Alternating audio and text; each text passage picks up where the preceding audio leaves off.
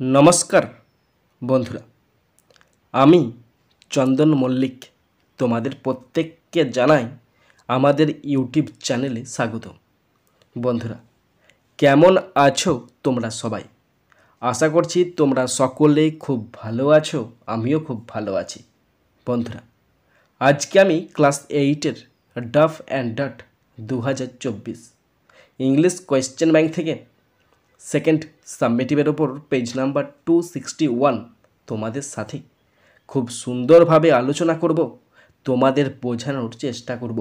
বন্ধুরা, তোমাদের প্রত্যেককে শেষ পর্যন্ত দেখার জন্য অনুরোধ করছি। তোমরা শেষ পর্যন্ত শুনে নেবে এবং দেখে নেবে। শুরু করছি। স্কুলের নাম দত্তপুকুর মহেশ বিদ্যাপীঠ, এইচএস। পেজ নাম্বার 261, টাইম আছে 50 মিনিট, ফুল মার্কস 25। প্রথম আছে সিন, আর সিন থেকে প্রথম আছে প্রোজটি নেওয়া হয়েছে উইলিয়াম সমারসেট মম রচিত প্রিন্সেস সেপ্টেম্বর নামক প্রোজের ইউনিট 1 থেকে নেওয়া হয়েছে। প্রোজ থেকে কোশ্চেনগুলো শুরু করছি। প্রথম আছে এ এর দাগ, write T for true and F for false statements and give supporting statements. বন্ধুরা, ট্রু ফলস আছে। যদি ট্রু হয় টি লিখতে হবে, আর যদি ফলস হয় এফ লিখতে হবে, এবং তার সাথে অবশ্যই সাপোর্টিং স্টেটমেন্ট লিখতে হবে। কোশ্চেন আছে দুটো, 2 নাম্বার করে 4 নাম্বার, অর্থাৎ ট্রু অথবা ফলস হচ্ছে কিনা তার জন্য আছে 1 নাম্বার, এবং সাপোর্টিং স্টেটমেন্ট লিখতে হবে তার জন্য আছে 1 নাম্বার। একে একে 2, আর দুটো আছে 2 দুগুণে 4 number. First number 1, the little bird did not sing, ছোট্ট পাখিটি গান গায়নি। এটা ফলস হবে, আর লিখতে হবে F, supporting statement. Then the little bird began to sing. আরেকটি সাপোর্টিং স্টেটমেন্ট হতে পারে, সেটা হলো and for each of the princesses the little bird sang a different song. Okay, next number 2, the little bird sat on one of the fingers of the princess September. ছোট্ট পাখিটি princess সেপ্টেম্বরের একটি আঙুলেতে বসেছিল। এটা ট্রু হবে, আর লিখতে হবে টি, supporting statement. She stretched out the first finger of her right hand so that it served as a perch. ওকে বন্ধুরা, এরপরে আছে বিয়ের দাগ, আনসার দ্য ফলোয়িং কোশ্চেন্স 22 = 4। দুটি কোশ্চেন আছে 2 নাম্বার করে 4 number. First number 1, who was princess September. Princess September কে ছিলেন? Why was she crying all alone, কেন তিনি একা কাঁদছিলেন? তোমরা যদি প্যাসেজ থেকে দেখে দেখে লিখতে চাও তো তোমরা প্রত্যেকে 261 পেজ বের করো এবং দেখো নিচের দিয়ে স্কুলটা দেওয়া আছে এবং তার নিচে প্যাসেজটা দেওয়া আছে। তোমরা প্রথম দুটো লাইন লিখে দেবে, তাহলেই আনসার। মানে princess September, the daughter of the king of Siam, was very unhappy. She was weeping alone one day in her own room when she saw a little bird hopping. এইটুকু দেখে দেখে লিখে দিলেই answer হয়ে যাবে। আর যদি তোমরা সাজিয়ে লিখতে চাও তাহলে দেখে নাও। প্রথম আছে হু ওয়াজ প্রিন্সেস সেপ্টেম্বর, তাহলে প্রথমে লিখবে answer princess September was the daughter of the king of Siam, তিনি ছিলেন সিয়ামের দেশের রাজার কন্যা। Number 2, why was she crying all alone, তিনি কেন একা কাঁদছিলেন? তো আনসার দেখে নাও, she was crying all alone because she was very unhappy, কারণ তিনি প্রচণ্ড দুঃখিত ছিলেন বা অসুখী ছিলেন, তাই তিনি ঘরের মধ্যে বসে একা কাঁদছিলেন। Next number 2, what was the subject matter of the song of the little bird. ছোট্ট পাখিটার গানের বিষয়বস্তু কী ছিল? যদি তোমরা প্যাসেজ থেকে দেখে দেখে লিখতে চাও তাহলে অবশ্যই ওই প্যাসেজটার দ্বিতীয় লাইনে দেখো লাইন আছে, then the little bird began to sing, he sang a beautiful song all about the lake in the king's garden and the willow trees reflected in the still water। একদম এই দুটো লাইন দেখে দেখে লিখে দেবে, পুরো answer complete হয়ে যাবে। আর যদি তোমরা সাজিয়ে লিখতে চাও তাহলে অবশ্যই লিখবে, the bird sang a beautiful song all about the lake in the king's garden. রাজার বাগানের যে সুন্দর হ্রদ আছে সেই হ্রদ নিয়ে সে সুন্দর গান করেছিল। And the willow trees reflected in the still water, এবং সেই হ্রদের স্থির জলে উইলো গাছের ছায়া পড়েছিল, সেটা নিয়েও পাখিটা সুন্দর গান করেছিল। ওকে, এরপরে আছে আনসিন। এখানে খুব সুন্দর সহজ ছোট্ট করে একটা আনসিন আছে। তো পুরো আনসিনটার বাংলা মানেটা আমি তোমাদের পড়ে শোনাচ্ছি, তোমরা শুনে নাও।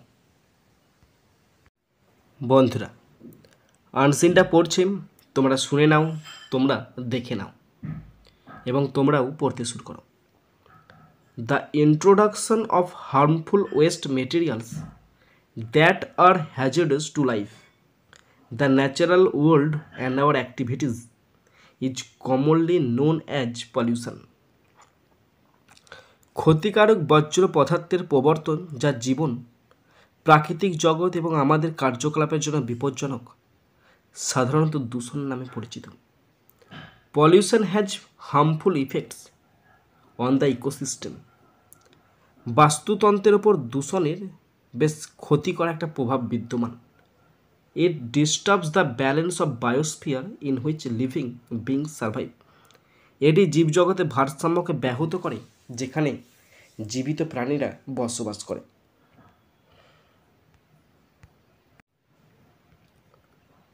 This imbalance of oxygen, nitrogen, carbon dioxide, argon and water vapor causes discomfort to all living organisms on the planet. Oxygen, nitrogen, carbon dioxide, argon এবং জলীয় বাষ্প, এই সমস্ত জিনিসের ভারসাম্যহীনতা এই গ্রহের, এই প্ল্যানেটের সমস্ত জীবন্ত প্রাণীর জন্য অস্বস্তি সৃষ্টি করে। ইট depletes the ozone layer over the earth that defends us from the damaging ultraviolet rays of the sun. এটি পৃথিবীর ওজোন স্তরকে হ্রাস করে যা আমাদের সূর্যের ক্ষতিকারক অতিবেগুনি রশ্মি থেকে রক্ষা করে। The major types of environmental pollution are air pollution, water pollution, noise pollution, thermal pollution, soil pollution and light pollution. পরিবেশ দূষণের প্রধান প্রকারগুলি হল বায়ু দূষণ, জল দূষণ, শব্দ দূষণ, তাপ দূষণ, মাটি দূষণ এবং আলোক দূষণ। Environmental pollution is caused by deforestation and hazardous gaseous emissions. পরিবেশ দূষণ হয় বন জঙ্গল কাটার ফলে এবং বিভিন্ন রকম ক্ষতিকারক বায়বীয় নির্গমনের ফলে। Air pollution is caused by the smoke emitted by cars, buses, trucks, trains and factories. বায়ু দূষণ ঘটে থাকে গাড়ি, বাস, ট্রাক, ট্রেন এবং কলকারখানা থেকে নির্গত ধোঁয়ার কারণে। This is known to cause lung cancer, asthma, allergies and various skin and breathing problems along with severe and irreparable damage to flora and fauna. এটি ফুসফুসের ক্যান্সার, হাঁপানি, অ্যালার্জি এবং বিভিন্ন ত্বকের সমস্যা, শ্বাসকষ্টের পাশাপাশি উদ্ভিদ ও প্রাণী জগতে মারাত্মক এবং অপূরণীয় ক্ষতির কারণ হিসাবে পরিচিত। Water pollution is caused when industrial waste products are released into lakes, rivers and other water bodies.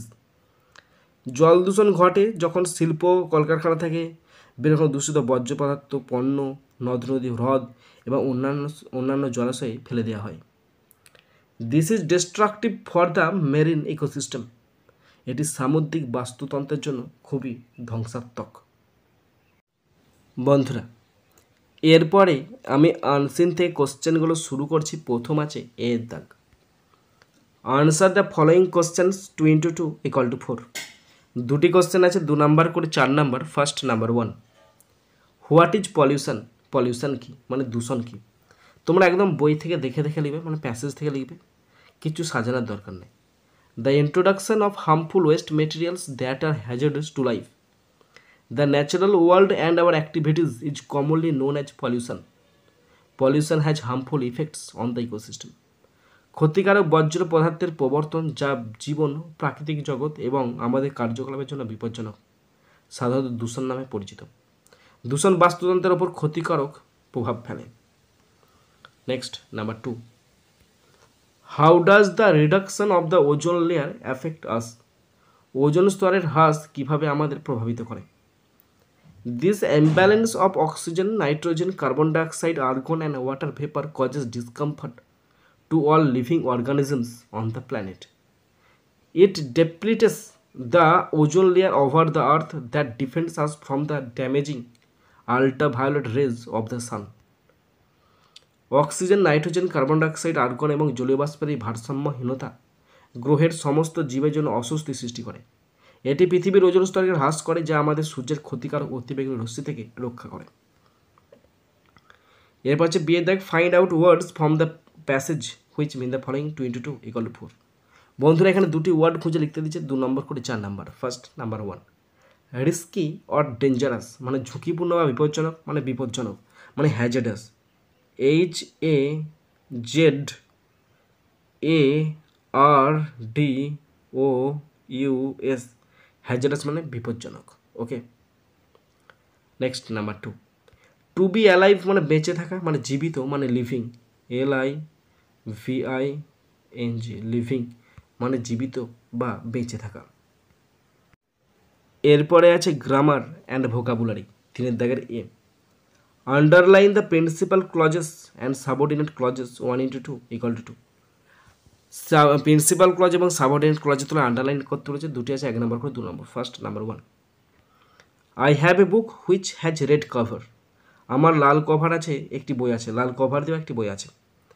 তাহলে আই হ্যাভ এ বুক, এইটুকু অংশ প্রিন্সিপাল ক্লজ, এবং হুইচ হ্যাজ রেড কভার এটা সাবঅর্ডিনেট ক্লজ, এবং এর নাম অ্যাডজেক্টিভ ক্লজ। কি বললাম? এর নাম অ্যাডজেক্টিভ ক্লজ, প্রথমেটা প্রিন্সিপাল, শেষেরটা সাবঅর্ডিনেট ক্লজ। ওকে, বুঝতে পেরেছ? Next number 2, the king who was sick ordered subjects not to mourn, অসুস্থ রাজা প্রজাদের শোক না করার নির্দেশ দিয়েছিলেন। তাহলে দ্য কিং এইটা প্রিন্সিপাল ক্লজ, এবং ordered subjects not to mourn এটাও প্রিন্সিপাল ক্লজ, প্রিন্সিপাল ক্লজ, এবং শুধুমাত্র সাবঅর্ডিনেট ক্লজ কোনটা? হু ওয়াজ সিক, এটা সাবঅর্ডিনেট ক্লজ। দ্য কিং এবং ordered subject not to mourn principal clause, এবং হু ওয়াজ সিক এটা সাবঅর্ডিনেট ক্লজ। ওকে, এরপর আছে বিয়ের দাগ, fill in the blanks with the antonyms of the words given below, নিচেতে শব্দ দেওয়া আছে, সেই শব্দগুলোর বিপরীত শব্দ দিয়ে শূন্যস্থান পূরণ করতে দিচ্ছে। There is 1 extra word in the list, যে লিস্টে দেওয়া আছে সেই লিস্টে একটি এক্সট্রা দেওয়া আছে, এখানে 2টো শূন্যস্থান আছে, 1 নম্বর করে 2 নম্বর। শুরু করছি, ওয়ার্ডগুলো দেখে নাও। প্রথম ওয়ার্ড আনইজি মানে অস্বস্তি, তার মানে হবে ইজি মানে স্বস্তি বা আরামপ্রদ। ওপেন মানে খোলা, ক্লোজড মানে বন্ধ, ডিফারেন্ট মানে আলাদা, সেম মানে একই। ওকে, এরপরে এই অপোজিটগুলো দিয়ে তোমাদেরকে শূন্যস্থান পূরণ করতে হবে। শুরু করছি, first number 1, hearing the news he felt easy, খবরটা শুনে সে ভীষণ স্বস্তি বোধ করলো, এখানে ইজি মানে হচ্ছে স্বস্তি। Next number 2, the gate of the mansion was closed, CLOSED, closed at 8 PM yesterday, গতকাল রাত 8টায় প্রাসাদের গেট বন্ধ করা হয়েছিল, এখানে হলো ক্লোজড। ওকে বন্ধুরা, শেষ পর্যন্ত দেখার পর যদি শিখতে পারো, জানতে পারো, কাজে লাগে, অবশ্যই নিজের বন্ধুবান্ধবী, নিজের ভাই বোন, নিজের আত্মীয় পরিজনের মধ্যে শেয়ার করে দেবে এবং তাদেরকেও শেয়ার করতে পারবে। যদি তোমরা আমার চ্যানেলে নতুন হয়ে থাকো অবশ্যই সাবস্ক্রাইব করবে, এবং যারা সাবস্ক্রাইব করনি অবশ্যই সাবস্ক্রাইব করে দেওয়ার চেষ্টা করবে, যদি শিখতে পারো, জানতে পারো। বন্ধুরা এখানেই শেষ করছি ভিডিওটি। সুন্দর থাকবে, সুস্থ থাকবে, টেক কেয়ার, থ্যাংক ইউ, জয় হিন্দ, বন্দে মাতারাম।